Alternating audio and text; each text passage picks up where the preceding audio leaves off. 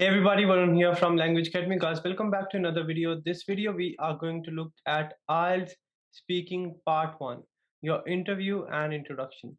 In this video, I'm going to give you each and everything you need to crack your Part 1 or Section 1 of the speaking module.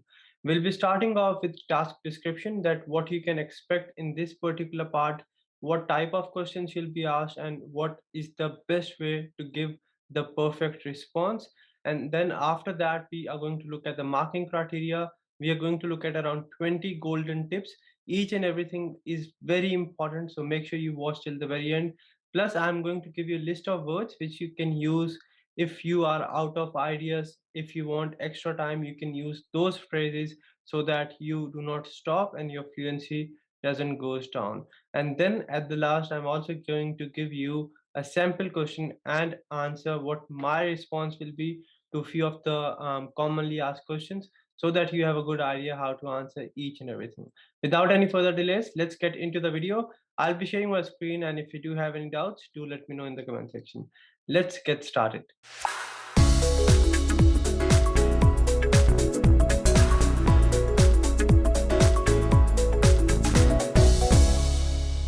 All right, we have got IELTS Speaking Part 1 Introduction and Interview today.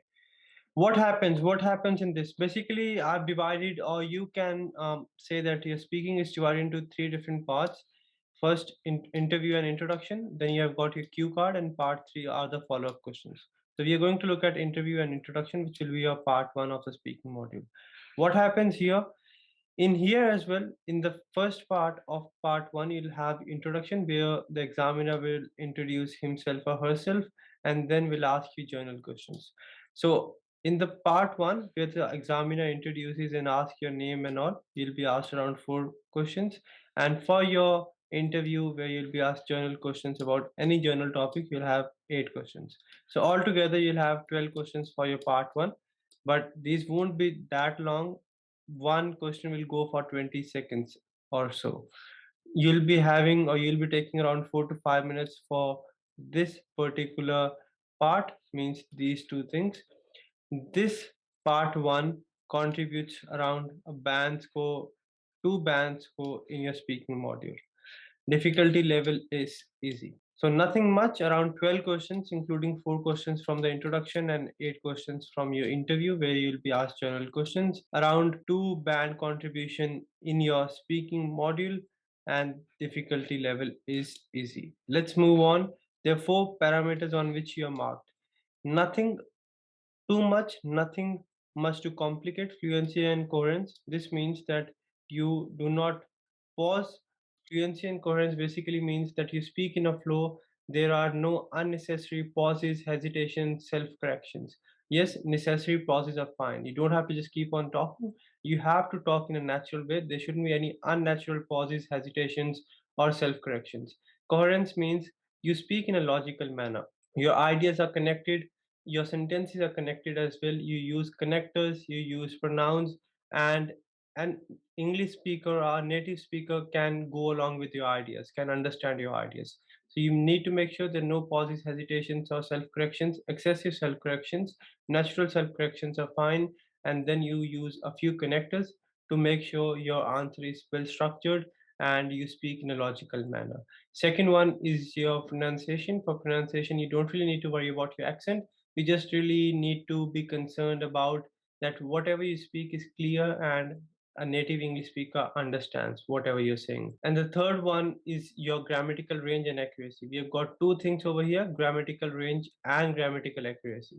Very first, range means you speak, whenever you speak, you use a variety of sentences. You don't just speak simple sentences, right?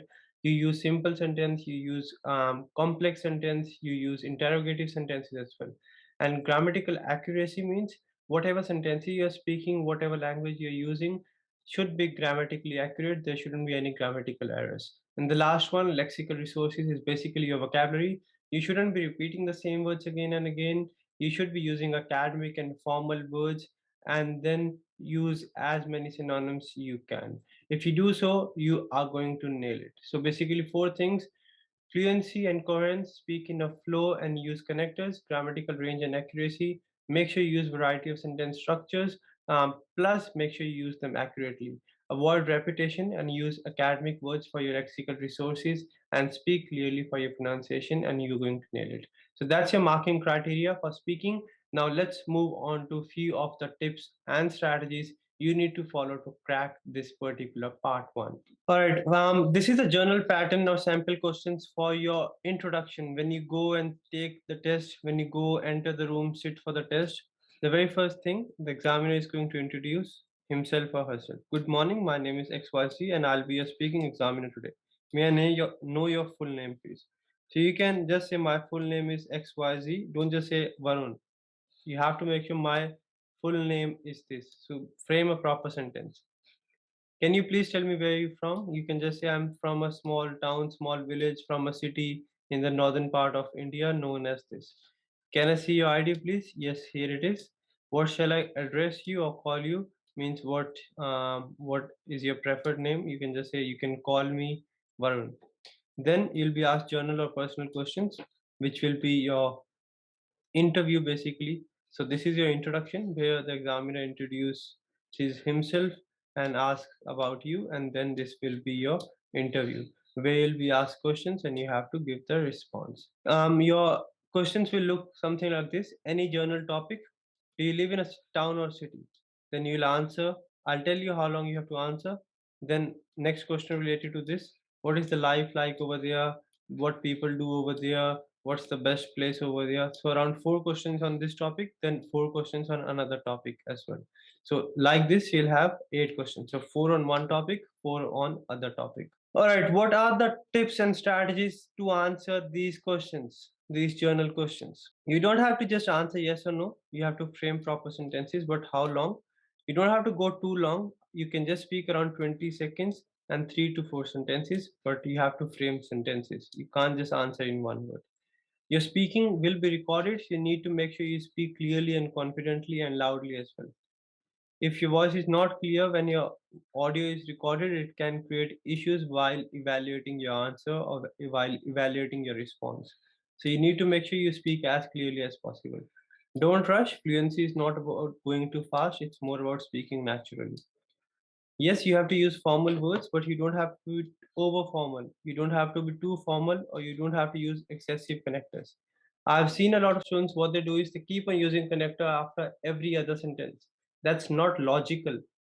A native speaker won't be able to go along with you if you just keep on using connectors. For example, you won't say, my name is Varun, furthermore, I play cricket, however, I don't like tennis, but I also, you won't use connectors everywhere. You have to use the connectors, but precisely and accurately. So don't be over formal and don't keep on using words or connectors or your lexical resources unnecessarily. That is something you need to be very concerned about, very careful about, right? That was a tip number 5. Don't use any words excessively. Number 6, how to improve your flow, how to improve your coherence. Words. I'm going to give you a list of words. Please make sure you follow these. To start your answer, you can just say, as far as I am concerned, speaking for myself, I don't really involve or I don't really indulge in too many physical activities, but one physical activity I would like to talk about. So you have to just take your time and answer this. For me, I would say that personally, to explain, why do you like going out with your friends? I get a lot of pleasure out of it because I get mental peace, or going out with friends gives me immense happiness as I share all my experience, all my um, worries, all my plans, and they share plans with me, and then we go and plan how we can do something better out of it. So, just to explain, you can have these words. I'm very fond of playing cricket because it keeps me physically and mentally fit or healthy, and I enjoy playing cricket, something like that, right? Whatever you want to add, you can just use these phrases and go on. I like watching movies more than anything else because I can relate myself whenever I watch any true life stories, and those give me a lot of motivation and courage to perform the activities. This directly contributes towards my performance and productivity at work as well. I would say this because the reason why I am into this. If you're not really sure what the examiner has asked, don't just give the wrong response. Please ask for clarification. Sorry, can you please repeat that? Don't just say what. What is rude? You can't really use the word what in English when you're talking with anyone. That sounds rude. Sorry, I didn't quite catch that. Can you please repeat that for me? Could you please say that again, please? Could you please repeat that? I'm sorry, I'm not sure what you mean by that. Sorry, I beg your pardon also, but these are more formal. To buy time if you're not really sure what you have to say. Wow, that's a good question. If I have to answer it, I would answer it this way. I've never thought about this before, but if you ask me, I would say, to be honestly, this is not a topic I normally talk about, but if I have to answer this, I would say this. So any of these words you can use in your speaking, and 100% your fluency is going to go up, your flow is going to stay steady, and your coherence is going to go up because your ideas will be interlinked this way. Number 7, we are not aiming for accuracy. There is no parameter called task achievement. We have task achievement in writing, not in speaking. Why? Because they're not judging how good your ideas are. What they're judging, how good can you communicate, how good are you at communicating. So you don't really need to worry about, let's say they've asked you about a book, right? You're not really sure about any book, doesn't matter. Don't worry if you're not really accurate with the answers. What you need to be accurate or good with is your communication skills. Grammatical range and accuracy, very important. Make sure you use variety of sentences and use them accurately or precisely. We are not aiming for perfection. Remember this thing. Whenever I go for the test, whenever my students who even have scored a band 9, it's not practically possible to speak any language perfectly, right? It's not practically possible to speak any language without having any kind of errors. If I, even in this, while I'm making this video, probably I've got a few errors, and that's fine. That's perfect. Even if you speak your language, you don't speak it perfectly. We always have some or the other errors. We are not aiming for perfection. We are aiming for the best. If you make any mistake, if you make any error, what happens with us non-native speakers? We know the right way of saying it, but whenever we are speaking, we make a few mistakes and then immediately we realize it.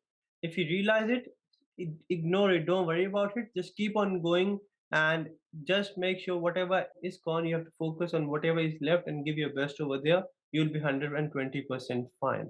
Righty? So that was another tip. Tip number 9, ignore any mistakes you make.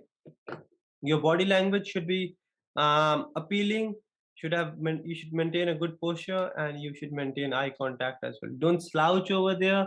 Sit straight. Don't cross your legs. That's kind of rude as well.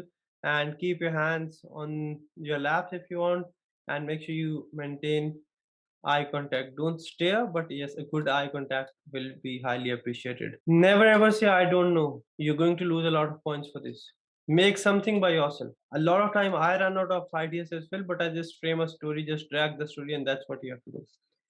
Avoid repeating the same word again and again. Use synonyms wherever possible. How? Let's have a look. Instead of very good is not a bad word, but it's not academic. To boost our lexical resources, excellent. Very bad, he is living in a very bad situation. His situation is miserable. He gets very angry, he's always furious. The painting is very boring, the painting looks dull. The sky is very colorful, the sky is vibrant. So you can use any of these words to boost your vocabulary. These are few words which we use a lot. That's why I pointed out these. Let's say you're talking about a situation, right? Let's say, okay, this is the question, for example. What is the life? Do you live in a city or town? What is the life like over there? It is in the foothills of Himalayas, so the temperature is usually freezing over there. Instead of very cold, always freezing over there. So you can use any of these words. Number 13, if you are out of ideas, which happens with me a number of times, what you have to do, narrate a story. Give examples. For example, the question is, tell me about decorations in your house. Now, if you ask me, I won't be able to even recall a single decoration at my place. I don't know why, but what I'll do is, all right, I'm not a very big fan of decorations, but if I have to talk about decorations at my place, I would explain it this way. As soon as you enter my house, you'll have kitchen on the left, and on the right you'll have a big living area. Living area is where all our decorations are. The very first thing you'll find as soon as you enter the living area is a big painting. This painting was gifted to me by my brother on my 21st birthday, and the painting depicts how life can be colorful and bit hard at the same time. So what I did over here, I'm not talking too much about decorations. I am, but what I'm explaining, yes, I'm not a big fan of decoration, but if I have to talk about my house, as soon as you enter my house, on the left you have kitchen, on the right you have living area. In the living area, there's a lot of paintings. The first painting is this, the second painting is this. That's what you have to do. I don't have much information what I have to explain about decorations. So what I did is I just explained and dragged the story, gave examples. Don't speak too much, you'll go off topic as well. We normally speak around 20 seconds, 3 to 4 sentences for your interview. If you're not really sure, please ask for clarification. It's 100% fine to ask for clarification rather than giving the wrong answer. You have to use hand gestures. Use your gestures, but don't use excessively. Don't just keep on moving your hands like this. That the examiner is bit worried that what is this person going to do. And at the last, just keep it simple, very easy. You don't have to overcomplicate it. Let's have a look at a sample question answer. If you ask me, do you live in a town or a city? I live in a city, not a city. I live in a city called Amritsar. It is in the north part or northern part of India and is one of the busiest cities with more than 1 million population of more than 1 million people living. If you want to go one sentence ahead, which is optional, and yes, it's a very famous town as it has a very rich tradition and history. What is the life like over there? Life is busy, but it's not like a metropolitan. People love food and find some time or some spare time to spend with their friends and family over the weekend. Almost the city offers almost all the facilities, including transportation, education, and job opportunities. What is the most interesting place about your town or city? Whenever you talk about Amritsar, the very first thing which will come to anyone's mind is the Golden Temple. It's a spiritual site of Sikhism and is around 500 years old. One can find peace and can be astonished by the serene beauty over there. If this is difficult, don't worry, you can just say one can find the temple very beautiful. If you're not really sure about what other word you have to use instead of very beautiful, don't stop, just say very beautiful. One can find the temple, or one will always find the temple extremely beautiful and will find peace sitting over there. Would you be staying there throughout your life? Well, I'm not too sure about this, but if I have to say, I'll say that I'll probably move out from my city in another 3 to 4 years. This is because I want to do something big in my life. I want to challenge myself, and I want to work in MNC, which will be a bit difficult living at this place. Or you can say, well, I'm not too sure about this, but if you ask me, I'll say that I'll be moving to a metropolitan in next 3 to 4 years. This is because I want to explore culture, challenge myself, and be self-dependent. So that is what your part one looks like. Nothing too difficult. You'll be asked around 12 questions, four basic questions where you'll be introduced and you'll be asked your full name and all, and then around 8 questions where you'll be asked short questions, right? You have to answer in 3 to 4 sentences. Keep it very simple. Don't complicate it. Very easy. Answer in 3 to 4 sentences to the point, not too less, not too long. Don't answer in 1 or 2 words, and you'll be 100% fine. Just go through all the tips and strategies, all the words I've given you, and 100% you're going to nail this part as well. We'll be coming up with part 2 and part 3. So make sure if you want to watch that video, you subscribe, you like, and you share it with your friends. And if you think the video was helpful, please do let me know in the comment section. That is something I work for, and that will keep me going on. And if you ever get your scores watching my videos, our videos on this channel, please do let us know. That is something we work for, and we'll make sure you don't waste your time and money and you get your desired score in the very first go. If you need any more help, you can visit our website or contact us on these numbers, and we'll make sure we help you and we give 100% to help you out and help you get your desired score. Varun from Language Academy, please don't forget to like, share, and subscribe, and share it with your friends as well. I'll see you soon. Remember, if I've done it, thousands of students are doing it every day. You can do it as well. Just make sure you work hard in the right direction with right guidance, and you're going to nail it. I'll see you very soon.